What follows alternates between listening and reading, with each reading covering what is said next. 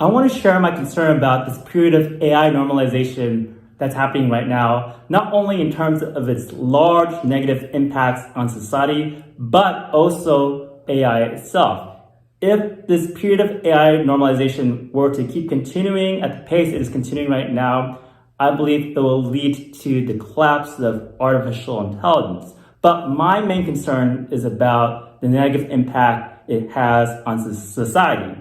So AI normalization can be seen in how it's appearing in all corners of the internet. When we make a search on internet, AI is there to provide an answer automatically. When we write emails, when we write messages, AI is there. Now there's AI mode on Google. I want to mention that I'm not critiquing anyone's individual use of AI. Any individual can use AI in a good way or a bad way or in a benign kind of way. My concern is about how this technology is being developed and rolled out into society by these AI companies and normalizing this technology in such a way that we are not providing meaningful pushback against the technology and how it can be developed. So right now, with this period of AI normalization, what we're seeing is that we're seeing the good face of AI. We're going through a honeymoon period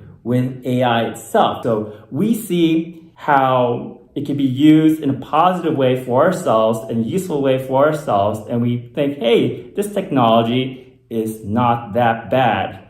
But what we're not seeing is what's happening beneath the surface. So by looking at how this technology is everywhere, how it's ubiquitous, how it's become essential, we think, oh, these companies that are developing this artificial intelligence, they must have it all together.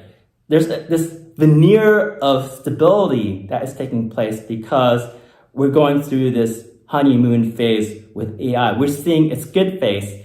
But if you look at internal reports of these companies, this technology is being developed at such a rapid and chaotic rate that people within these companies are actually frantic and they don't necessarily believe that they have control over this technology. We should not be rolling out this technology at the rate that it is right now if it cannot be controlled adequately. And these companies are lying to us, giving us the impression that AI is going to be able to align with humans, but they don't really have it under control. We need to remember that when ChatGPT 4 first came out, there was an initial strong negative reaction towards the technology, not only by the general public, which was concerned about the negative impact of this technology on society, but also by the tech experts themselves who called for a moratorium on the development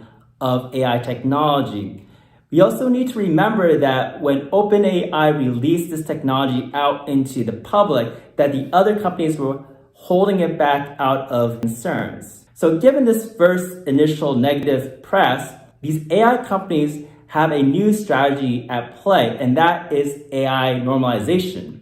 By bringing this technology out there as quickly as possible, by making us feel like we need to depend on it, that it is inevitable, we don't end up questioning this technology and its development. We don't provide meaningful pushback against its harms. So we end up sleeping in this AI la land without really challenging these companies in a healthy kind of matter. But I don't believe that AI is inevitable in terms of the trajectory that is going on with it right now. There's actually a lot more of us than these AI companies. So when these AI companies are telling us adapt or die, they're tapping into our desire for personal growth. Of course, it's good to be able to adapt, to learn, to develop. That's a healthy thing to do. But what they're really meaning by this phrase is adapt to us or die. Hand over your power to us. That's what they really mean by this.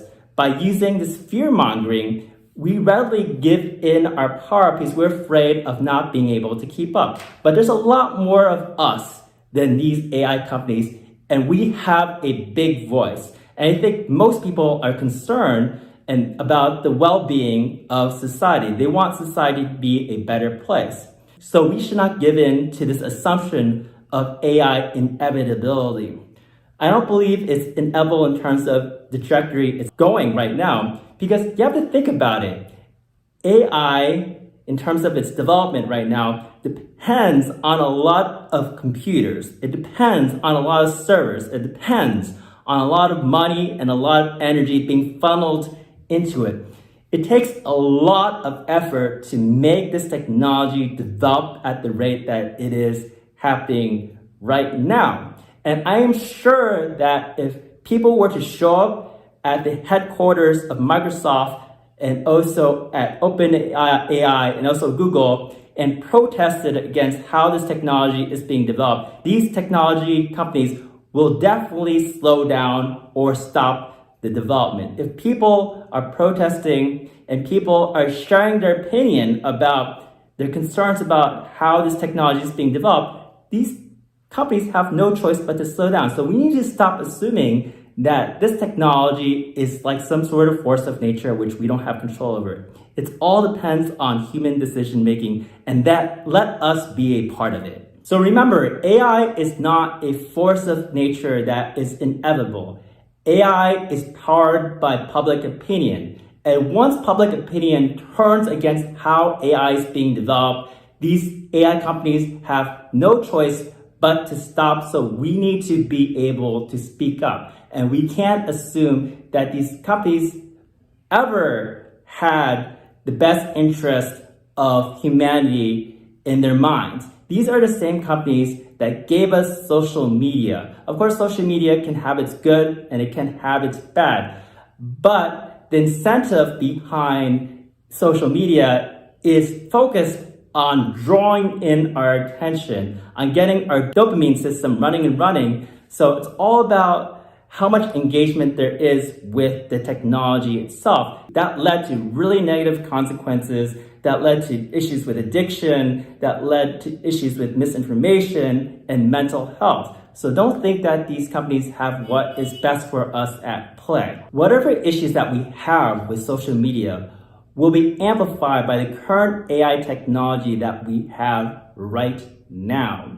If you think about it, social media is our initial contact with AI. It uses AI technology. And now with generative AI, whatever issues that social media creates will be amplified by the current AI technology. So these AI companies like to point to this future AGI as being the issue and concern, because then we ignore the problems that it's causing right now. When we see problems as being very far away, we let our guard down. But the issue is with the current technology as it exists right now, not only in terms of what social media has done, but also with many jobs at stake, hundreds of millions of jobs at stake, our information security, mistrust in society. So these are issues that occur with social media, but this technology right now can really spin this stuff into something that is concerning, highly concerning for society. So we may think, well, these jobs will be replaced by these other jobs. No, these companies are not this technology is not gonna make up the number of jobs, and the AI companies are not interested in doing so. They have run over the creative, artistic community and the job sector there.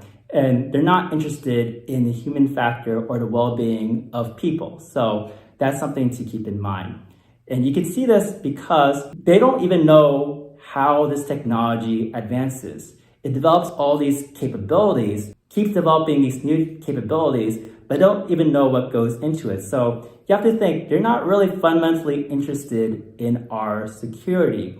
This technology could cause a lot of harm, and this is something that they do know about. Nevertheless, despite all of this, I have a lot of hope, because I believe that when people start speaking up against this technology and we spread this word, public opinion will turn against these AI companies. When we all speak out, then these AI companies will have no choice but to stop. And I think when this AI normalization trend continues and it continues unregulated, it'll become easier for us to see the negative impacts and effect on society.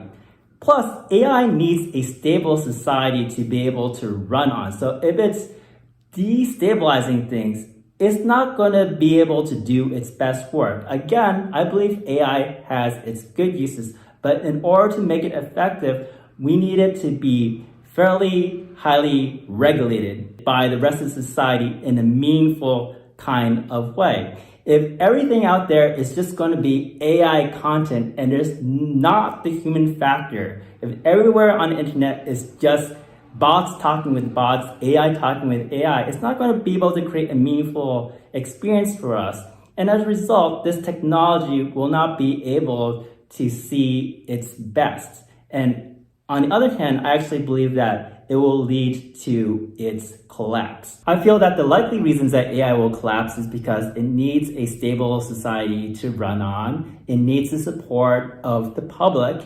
And also, the thing is, if it goes at this rapid pace, it needs a lot of power, and that's not something that is sustainable if it keeps going at the pace that it is right now. However, I think it's important, and it's really up to us to be able to wake up as fast as possible to the harms of this technology and not let these AI companies take the reign. The more we wake up, the better it is, because then we can stop this technology from getting out of control. The more that we can wake up and work together, I believe that we can make a meaningful, positive impact on the future.